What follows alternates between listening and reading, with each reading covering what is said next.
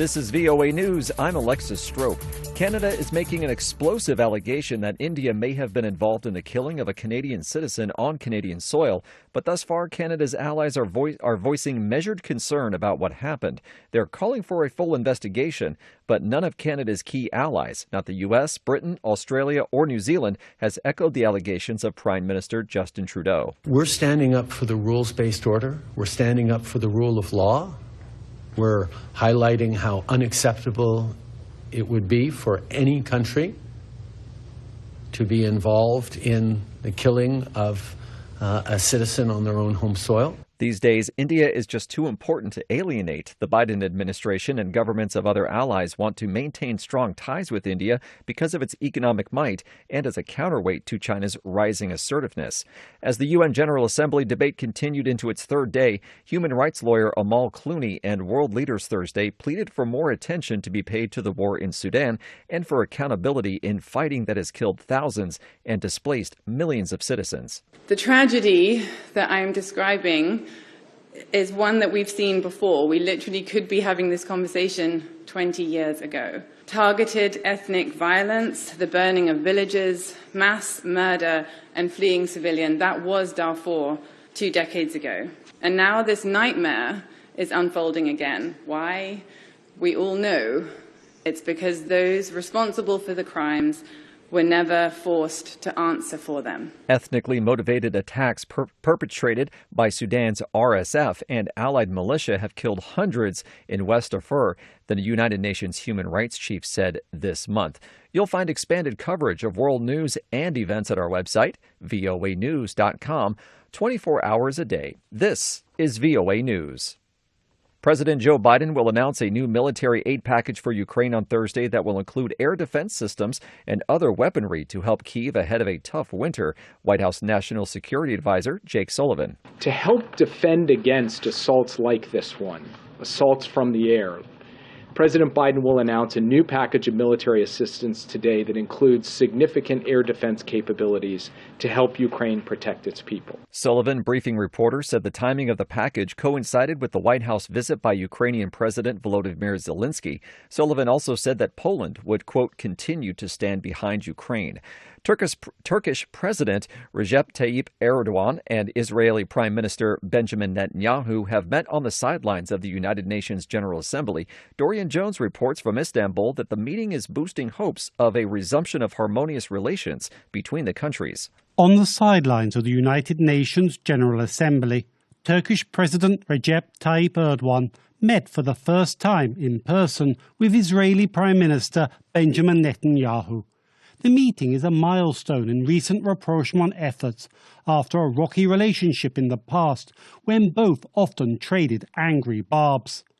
Analysts say the past will not be an obstacle moving forward. In a tweet, Turkish officials described the meeting as positive, with talks focusing on energy. Dorian Jones, VOA News, Istanbul. House Republicans for a third time blocked a procedural vote on a defense spending bill, raising the risk of a government shutdown in just 10 days. The defeat marks another public embarrassment for House Speaker Kevin McCarthy. Reuters' Jillian Kitchener has more. The Republican spending agenda has hit a roadblock among a small group of hardline conservatives who want lower spending levels.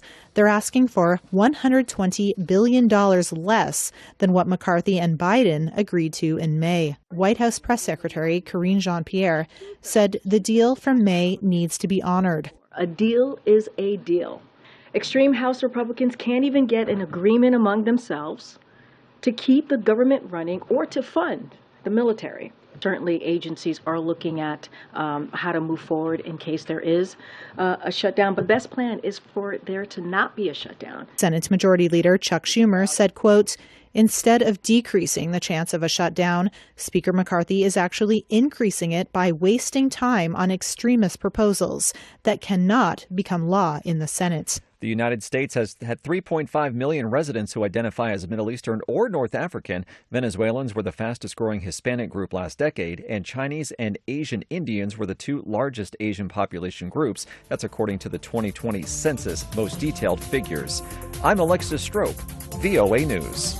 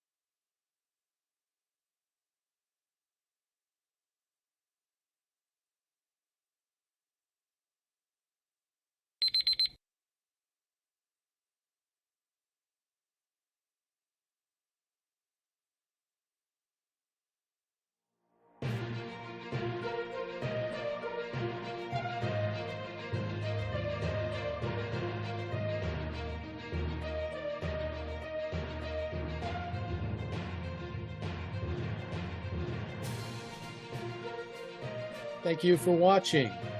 Can you do me a favor? Please leave a comment in the comments section below. That would really help. Thank you, and see you again soon.